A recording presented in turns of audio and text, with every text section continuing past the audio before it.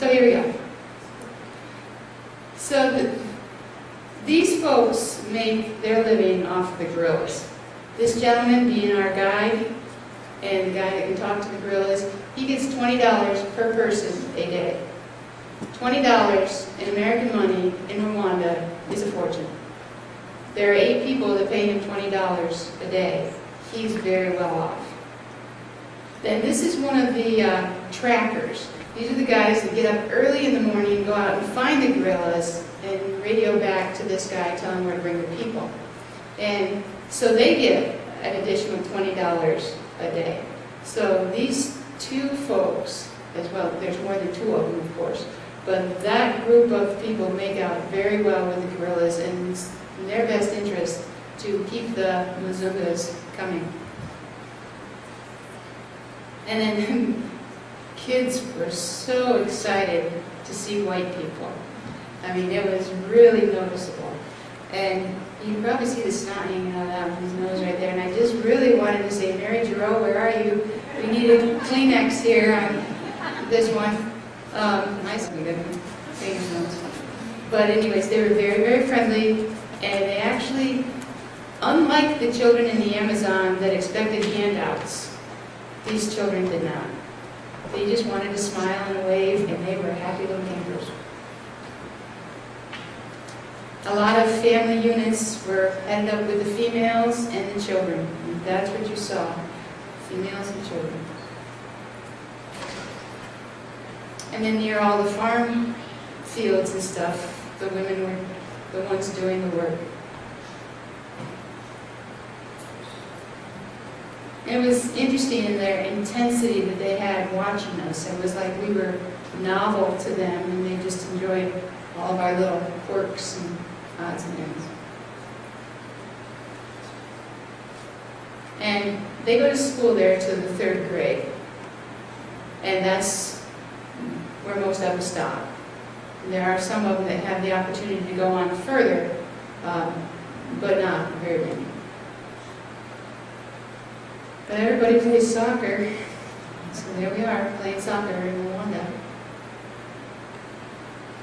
And then, nice sidewalks that they finished over here, taking their bananas to market, along with other stuff.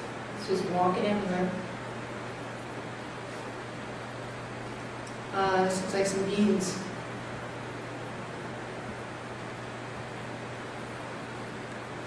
It just amazed me how far they had to travel and how awkward it looked and uncomfortable. They didn't seem to complain. Now this group at the watering hole, most of the guys are the ones that got the water, now that I think about it. I definitely didn't see women much with water jars. Alrighty, so this is their lumber mill. So they had these logs here that they rolled the other logs up on, pinned them in there so they stayed in place, and then they got on top with this kind of saw and sawed planks out there. City buses, those things were really scary. They were scary because how fast they would drive, and the roads were twisty and windy and up and down the hills, and these guys were zoom, zoom, zoom, zoom, everywhere. And crowded, extremely, extremely crowded. So it was something that I'm really glad we had a private tour. We didn't have to ride a bus. Oh, let me pause this a minute. Oh, I want to show you this private recital in a minute, so I'll back up here. But I want to preface it. So when we were staying at the lodge, we were outside of our cabin just kind of taking in the scenery, and all of a sudden we heard this drum beat. Like, oh wow, we're in Africa, we're hearing the drums. How cool is that? So then my sister and I went exploring, and this is what we found. So let me try to go back a slide.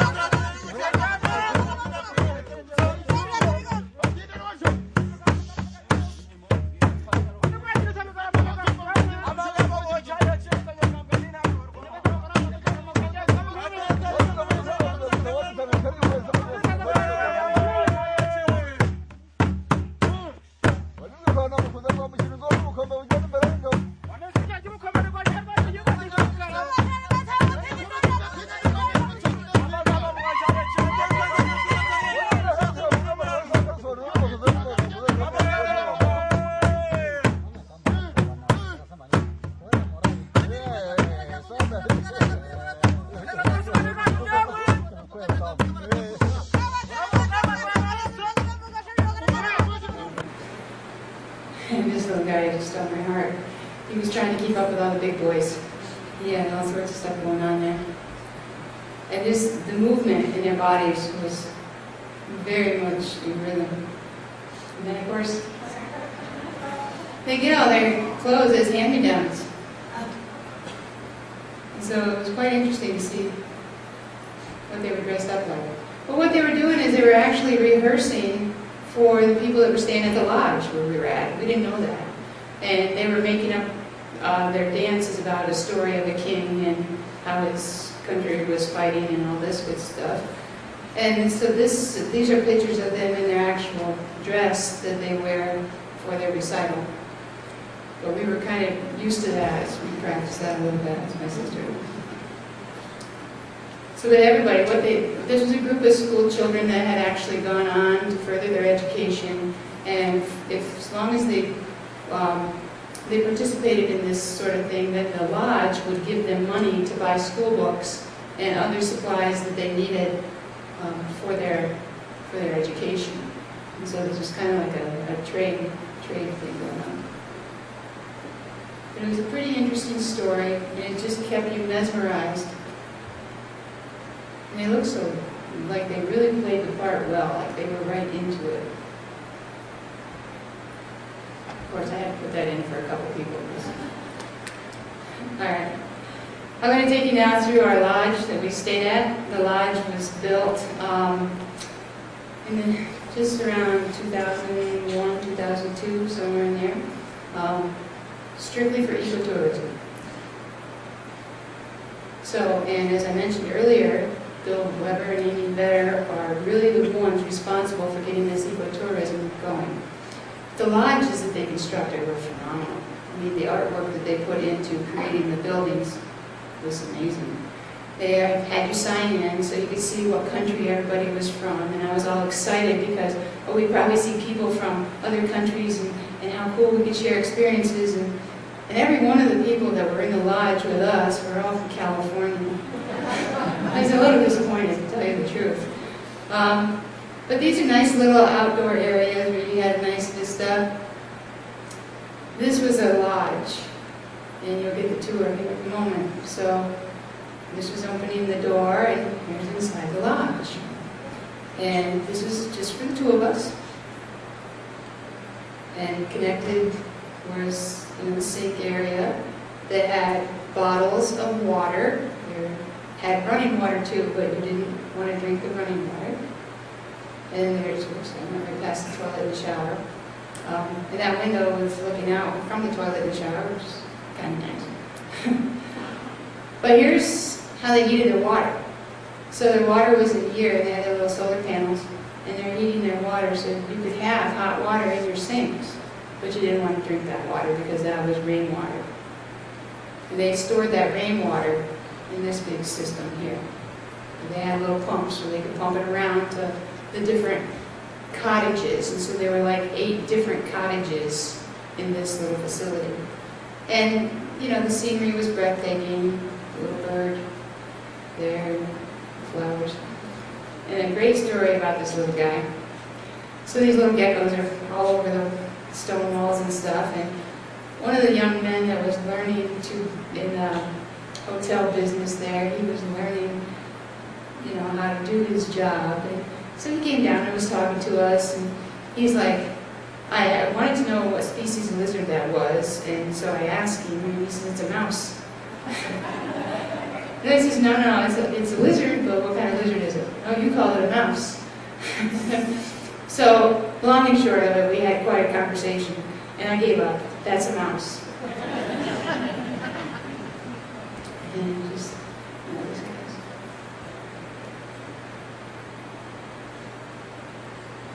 And so they treated us like royalty. I mean, here's some papaya juice, and, oh, here, let me take your shoes, and we'll clean them for you. You can have them back tomorrow. Like, really? Okay. And, we're sitting out, lounging, looking at the volcanoes, and he's pouring us some Coca-Cola. Pretty amazing. Breakfast out on the patio, and coffee was really amazing. The food was phenomenal. And one thing I had to keep reminding myself is I'm supposed to eat all my food. Because you know, as Americans, we put a whole lot on our plate, we don't eat it all. Well, you eat all your food there. Because there are people that are starving. And they frown upon it if you don't eat your food. And I realized that after I probably insulted more people than I should have. It wasn't intentional, but I was full. I didn't want any more food. And so they're like, you're not going to eat that, you're not going to eat that. I'm like, no. And so then they took it back to the kitchen and ate it themselves. But then I realized, oh, duh. You know, I'm supposed to eat my food. So that was kind of weird. So here we are, two little eco-tourists in our little van, or thing. And hiking around was good for the community. I mean, to have white people there, we brought money, we gave people jobs, and so he can be on his cell phone. And what was really nice is that these folks behind us here, even though they were quiet, they're living such a better life than they had just a few years ago. And at the end of our hikes, these guys set up their own little shop, and it's where I got my t-shirt about the gorillas. They were selling memorabilia and stuff of that nature. But the money doesn't go to them directly. The money goes to the government, and then the government doles it back out. So it was interesting because my sister bought me this t-shirt, and I bought it also. And she paid $20 for it, and I paid $20 for it. And we tried to explain to them that we paid twice for one shirt, and they just didn't quite understand that. Or so they did understand it, and they thought, you're just too silly, you know, we're gonna charge you extra. So they use that money, like this facility here is kind of like a community center. They have a little water barrel type of thing there. So this is all new construction for them, and it's all from the ecotourism. Hospital type of area, and groceries, not so much market type groceries, but more like medical type of groceries. And this is a college. And it was Department of Agriculture right on there. And then because of all this ecotourism that's coming in, and because they're starting to realize they've got newfound wealth and stuff, there's going to be some construction, and they're going to be building roads. And I kind of felt bad about that in one sense, because I'm still have the movie Medicine Man in my mind, Sean Connery, and the road coming into the rainforest. Well, okay, so we're doing road construction here, and this is the flag man, and there's his radio, and there might be something whipping around that corner, but it's a green flag, so it means you can go. And then they were actually reconstructing roads, creating roads, and the big equipment, most of it is from China. Pavement, making sure they had it level. So they were excited about it because the road was coming. I was offended because I was helping the road come. But then it dawned on me, you know, why should I not allow them to have a better life? And the other part of me says, well, is it a better life, or is what they have a better life? And I'm thinking, well, with a life expectancy in the 40s, probably there's a better life. But big equipment, and then big trucks. And those big trucks are moving stuff that ecotourists need. They're moving market stuff. So now that the roads are there, people can take their stuff to market, and the market expands. And so their economy is rebounding. And so here we are at the lodge, looking out on the volcanoes, and just reflecting, and, you know, getting all sincere about things, and thinking how cool it is. And thinking, you know, we're in Africa. Wow, volcanoes and all that. And then I realized that we actually live in the best place in the whole world. And ecotourism is a huge part of the Adirondacks. So this is a view from Vanderwacker Mountain. I hiked it probably a couple days after we came back. And just thinking about, you know, we have a very beautiful place to live. We have education for our children. We have everything. And yet, we're out seeking more, other, different, whatever. Sometimes you have to stop and realize that what you have is right home. It's right here. It's the good stuff. And I did not go into the genocide and stuff, but I would certainly share that with people later if you'd be interested. I just got to show you a video here. Видите? Вот. Видите? И ногами. Чувствуешь?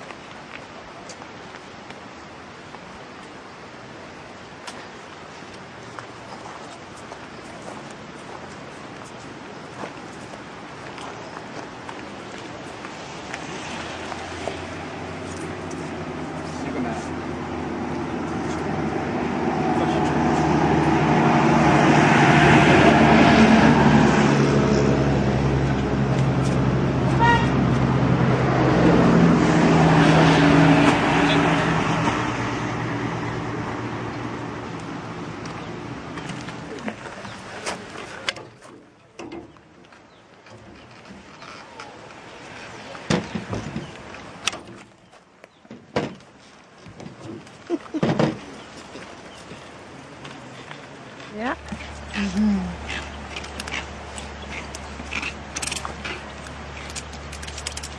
That's a little bit too soon.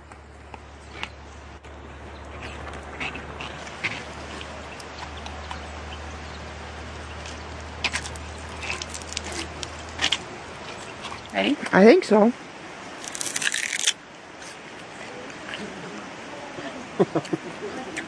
That's good. It's good, huh? It is good. Yeah. Are you still recording me? Yeah. Make you just spit on me. Hey, I got sweat. Show. Come on, make sure I'm on camera.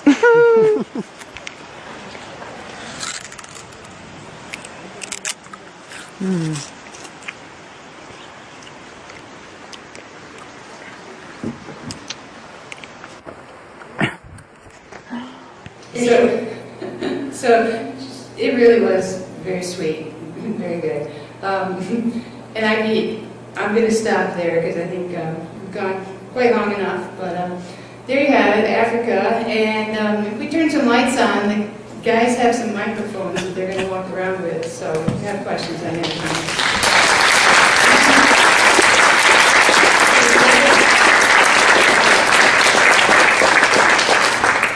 So just raise your hand and those folks can come around if you have questions. Oh, wait a minute. Okay.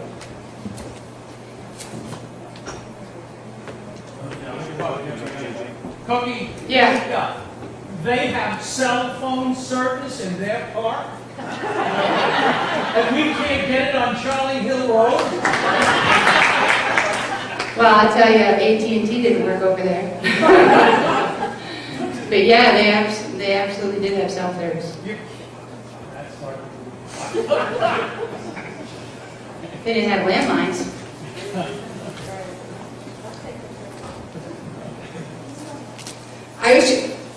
I was just wondering about, you showed the twins. Is it common for the twins or for them to have one?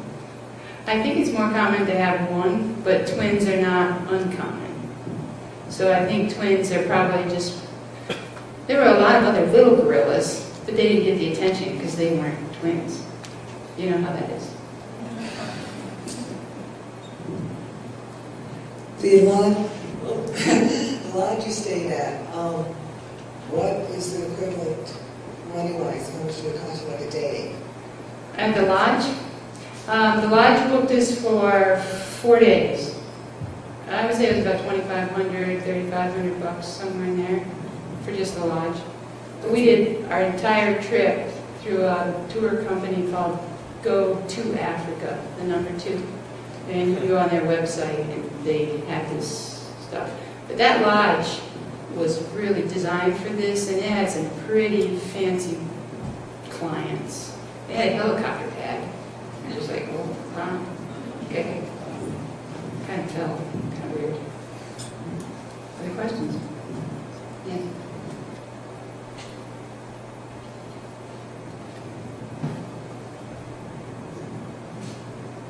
Cookie, are the gorillas monogamous? And- Monogamous, did you say? Yes, yes. And 2, are they like elephants where the males, in other words, impregnate and then they go off on their own and leave the females to take care of the young?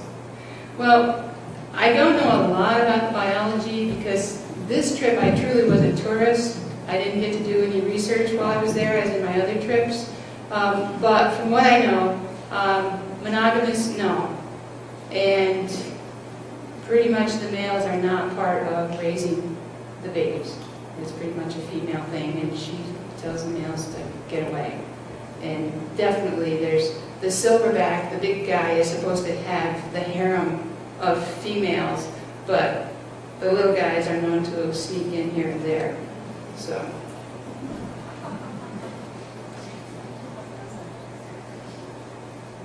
There's one back up there, Dan. You know, I'm used to seeing a lot of mountain ranges like around here because these are volcanic ranges, individual mountains that sprung up in the plains. Yeah, you dropped off at the end there. Try that again. Were these volcanic mountains just individual mountains that sit in the middle of the plains, or were there ranges of them like we have around here? Yeah, no, those volcanoes actually where the rainforest is, they're just 5 of them. Main ones right there. There are a few sprinkled around in that area. The mountains and stuff that you saw are just ridges of lava, but they're not so much the volcanoes. They were plopped down in this area over here. So they're going to be in other areas too, but these really like stand out. They're kind of just there.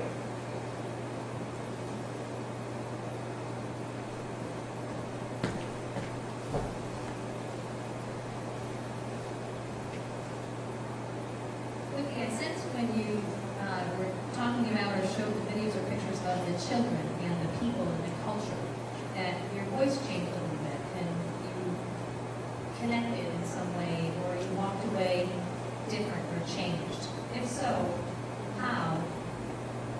And what would you say to any of us or to any of our kids about how were you changed? You know how to ask tough questions. Because that's why you're the boss. Well, you're right. I mean, honestly, when I go, the Amazon is the trip that really did it for me. But the same feelings are here. I feel like an ugly American. I have more than I'll ever know what to do with, and they are struggling to get by, and they're happy. To a degree. And the hardest part, I think, is, we realize when we're there and we're with these people that they're just people just like we are, and they deserve to be treated well, and to have all, not necessarily material things, but to have what they need to survive. And I feel that America in general has the mindset that me, gimme, and I'm going to take everything. And it just it's bothersome. And so, since I've started to travel, I've actually started to think a little bit more about how I do things and how I interact with other people. And I think the thing that really came back from Rwanda, particularly after going to the Genocide Memorial, which I didn't show you, why do we treat people bad? We need to treat each other with respect and courtesy, and this is the stuff that should never happen. So it's hard to verbalize how you feel, but you feel it. So.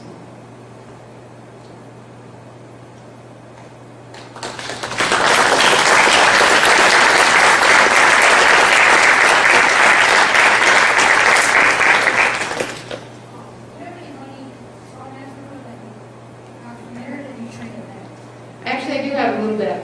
I saved just a couple of Rwandan francs, which are the little coins that they were given for the sugar cane and stuff. I'll bring that in so you can see it. Stand right here. I love your presentation. Thank you so much for doing this. I was just wondering what kind of slideshow you used with It's Keynote. Keynote. Yes. Thank you.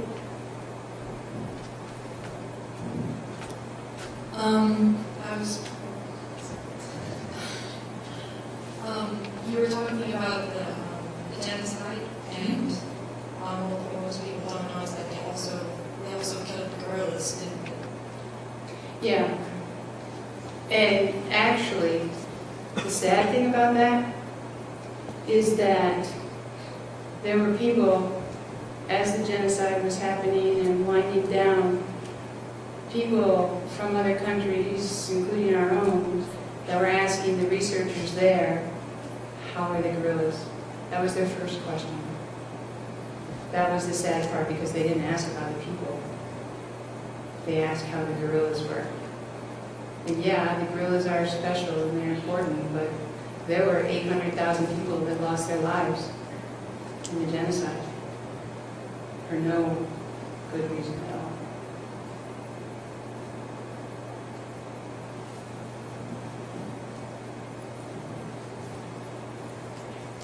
It's really something. Aching in the belly from this. Anybody have any last minute happy questions? Yes. Actually, I have to say, with Tiffany and Christine being the answer, I was really interested about and inspired to know how special that would be. Yeah. To be able to Yeah. As a matter of fact, a couple videos left here to go is them all dressed up doing their recital. Does anybody want to see that? All right, let me just click through and see where I am. I won't get it if you left.